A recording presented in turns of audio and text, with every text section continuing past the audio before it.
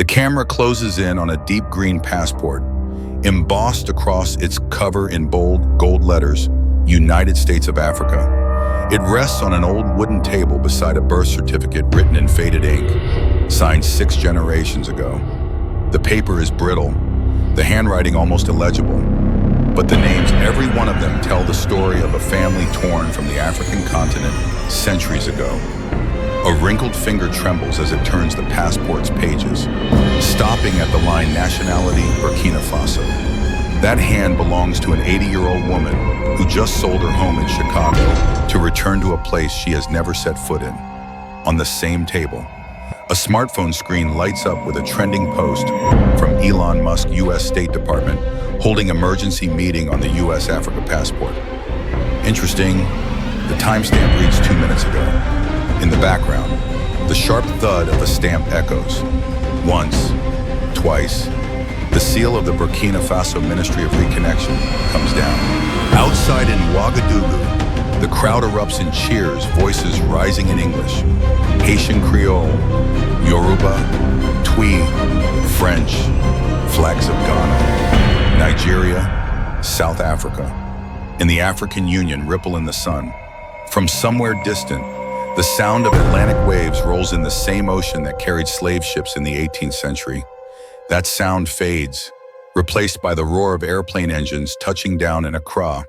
But in the corner of a nearby cafe, a TV screen flickers with a CNN headline, Africa's Passport Plan, a threat to global order. When home is no longer where you were born, but where you truly belong. What changes? Is this how Africa rewrites its own constitution, not with the pen of colonizers, but with the hands of its stolen children, not with ink in a parliament, but with blood, tears, and papers the world once thought were meaningless? This is the law that Africa has waited 400 years to write. The world is watching. But Africa is no longer asking for permission to exist. This is what happens when paper defies power. When borders drawn by colonizers crack, when you don't belong becomes welcome home. Can President Ibrahim Traoré's boldest move survive the storm that is coming? August 2025. The sun hangs high over Ouagadougou, but all eyes are fixed on the podium, flanked by the green, gold, and red of Burkina Faso, and the bold circle of stars on the African Union flag. President Ibrahim Traoré steps forward. His voice is steady, the tone deliberate. In that moment, the air feels heavy, as if the continent itself is holding its breath. Today, we open the door that should never have been closed. He begins. The words echo beyond the capital. They carry to Ghana, Nigeria, South Africa, Rwanda, and every capital ready to join hands in a project that could redraw the map of belonging. The policy is called the United States of Africa Passport. It is more than a document. It is a legal covenant offering full citizenship to descendants of Africa living across the globe. African Americans in Chicago and Atlanta, Jamaicans in Kingston, Haitians in Port-au-Prince, Trinidadians, Barbadians, Brazilians in Salvador, Afro-descendants in Europe, and even in parts of Asia. With an estimated 200 million people of African descent eligible, this could become the largest reverse migration in history, triple the scale of the Great Migration of Black Americans in the 20th century. Who qualifies any person who can trace their roots to the continent, whether through family records, DNA genealogy, or documented history?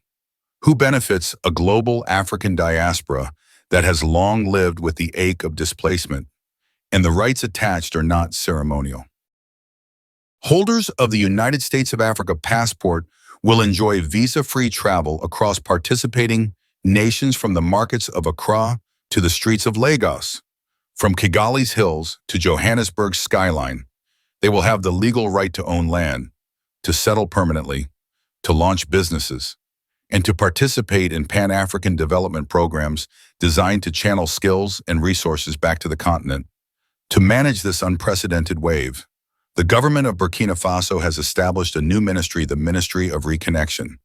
Its mandate is vast: to process applications, allocate land, oversee cultural integration, and ensure that returning citizens are woven into the social and economic fabric of the continent.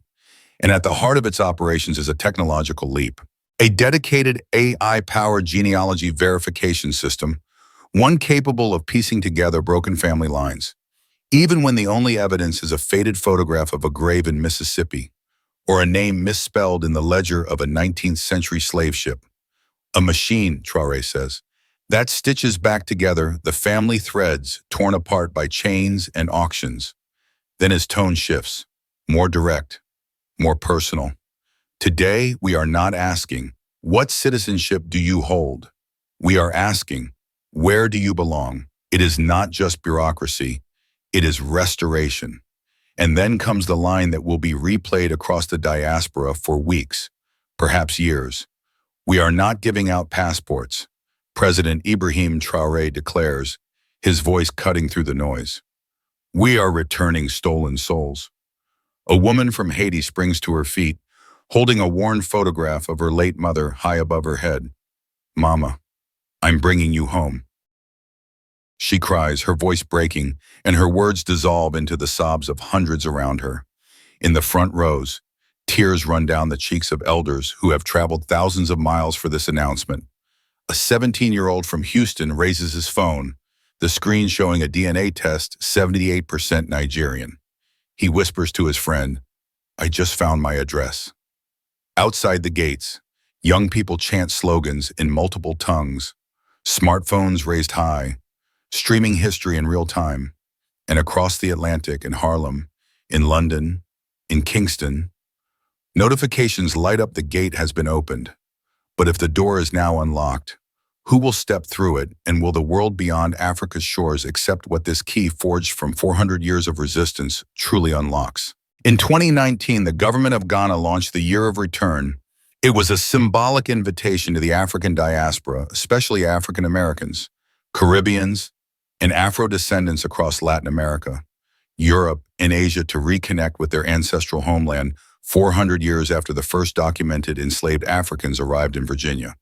That year, Ghana welcomed 1.2 million visitors, a record-breaking wave that poured hundreds of millions into the local economy. There were festivals in Accra, pilgrimages to Cape Coast Castle, and celebrity appearances from Idris Elba, Naomi Campbell, Steve Harvey, and more. It was a historic moment, but it was also temporary. The Year of Return ended. The festivals faded. The flights slowed. For most who came, it was a trip, not a transformation.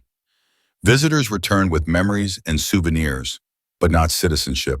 Many wept at the dungeons of Cape Coast Castle, where their ancestors had been shackled, yet none were given the right to remain and heal that wound in the place where it was inflicted. Fast forward to August 2025, Ouagadougou. The contrast is impossible to miss. Under President Ibrahim Traoré, the United States of Africa passport is not a cultural season. It is not a marketing campaign. It is a legal instrument backed by multiple governments in a continental vision. In the first month alone, more than 500,000 applications for permanent settlement were filed across participating states Burkina Faso, Ghana, Nigeria, South Africa, Rwanda, with more nations preparing to join. This is not a trickle of visitors. It is a surge of citizens in waiting. So what makes this different? First, permanence. The Year of Return was bound to a calendar. The United States of Africa passport has no expiration date. Once granted, its rights visa-free movement, land ownership, business registration, and participation in Pan-African development programs are enshrined in law. Second, infrastructure. In 2019, airports and cultural heritage sites were the focus. In 2025, it is immigration processing hubs, AI-powered genealogy systems, and the newly created Ministry of Reconnection. This is a platform built for decades of integration, not a season of festivities. Third, coalition. The Year of Return was Ghana's initiative. The USA passport is a multi-nation compact under the African Union. It's Burkina Faso working in lockstep with Ghana, Nigeria, South Africa, Rwanda, and others aligning laws, databases, and land registries. Fourth intent, as a Burkinabe official put it, we are not asking you to visit your family. We are summoning you to live with them. Or as President Ibrahim Traoré declared, this is not an invitation to visit. This is a summons home.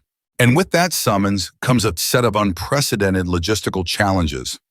How do you house and employ 500,000 new arrivals in a matter of weeks? How do you teach a Jamaican teenager to speak Wolof? How do you help a Haitian elder navigate a city that exists only in his family's memory, but is now a financial capital? How do you integrate an American doctor into Rwanda's public health system without losing his expertise to bureaucracy?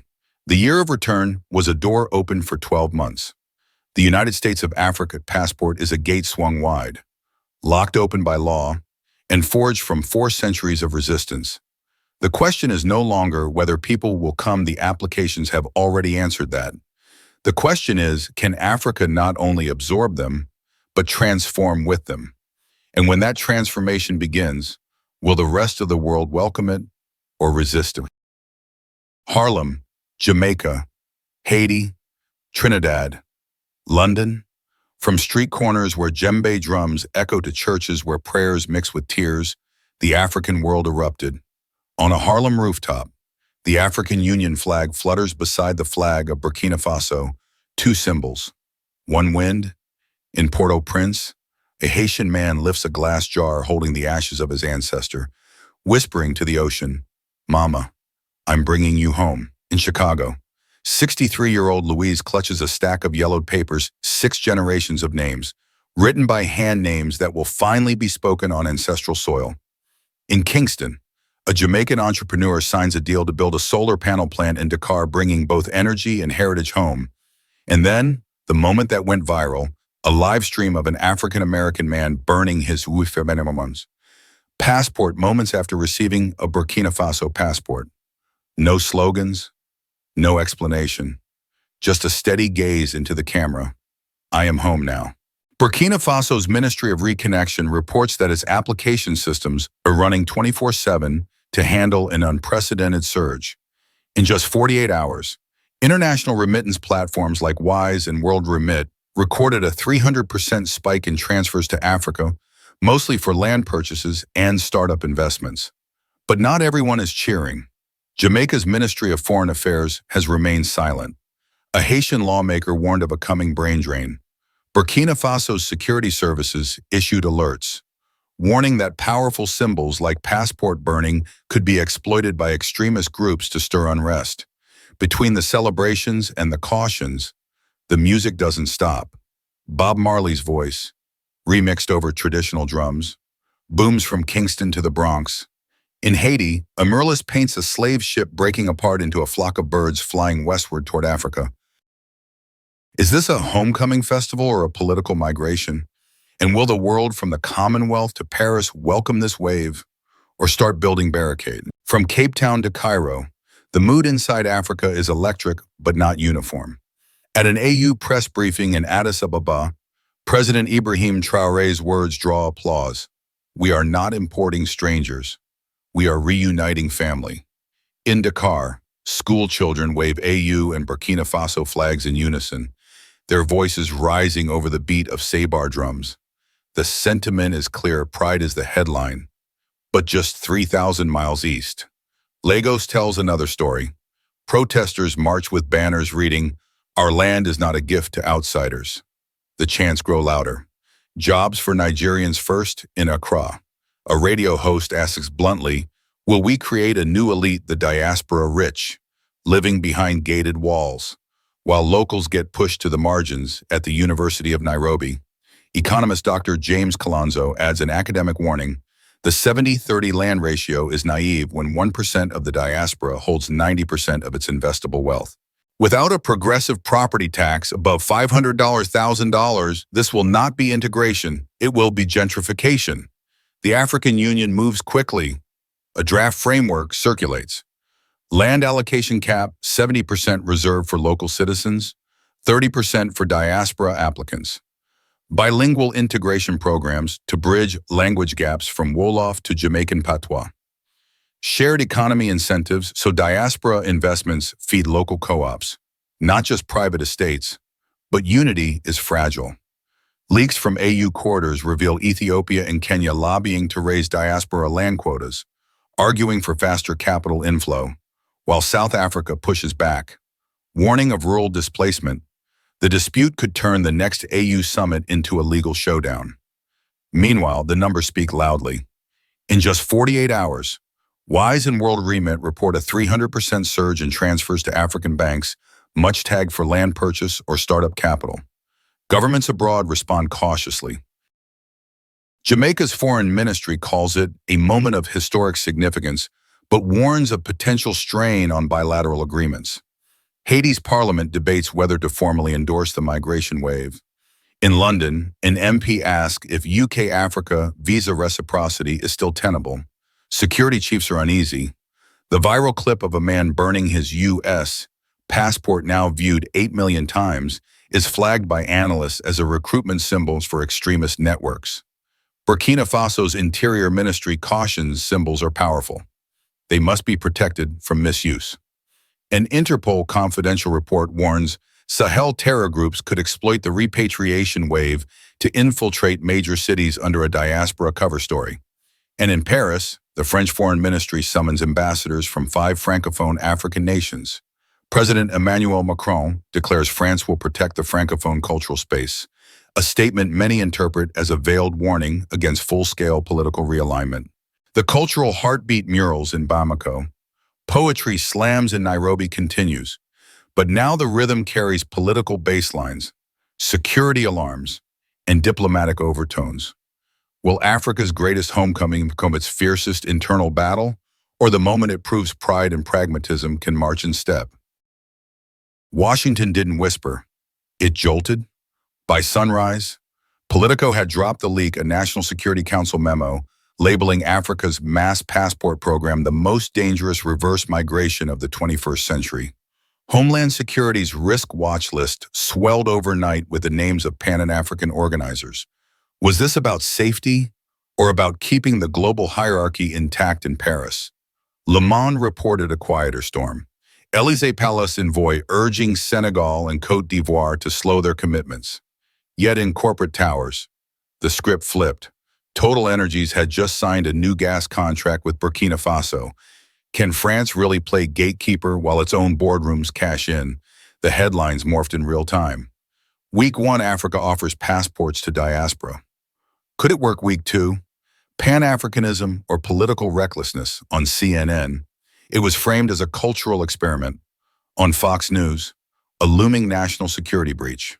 Meanwhile, graffiti spread across the Bronx. 2 flags. 1 blood. Is it art or a rallying cry? Think tanks spoke with surgical detachment. The Council on Foreign Relations warned of a direct hit to the Westphalian model. 1 person, 1 passport, 1 state. Berlin's SWP called it a geopolitical rupture disguised as a cultural gesture. The World Bank projected that over $95 billion a year in diaspora remittances could be redirected to Africa, a potential shock to Western economies quietly dependent on those flows. But the tremor wasn't just economic. A classified NSA brief revealed that 5 African-American cybersecurity engineers declined a UAS surveillance contract in Mali, citing conflict with their new citizenship. If loyalty lines blur at the talent level, how will security agencies adapt? And then came the proxy plays. Russian-linked accounts pushed the message. Russia gave passports to Donbass. Africa gives them to its diaspora. Who is the real empire? Chinese state media called it a milestone in South-South solidarity. So what's next? Will Washington tighten dual citizenship laws?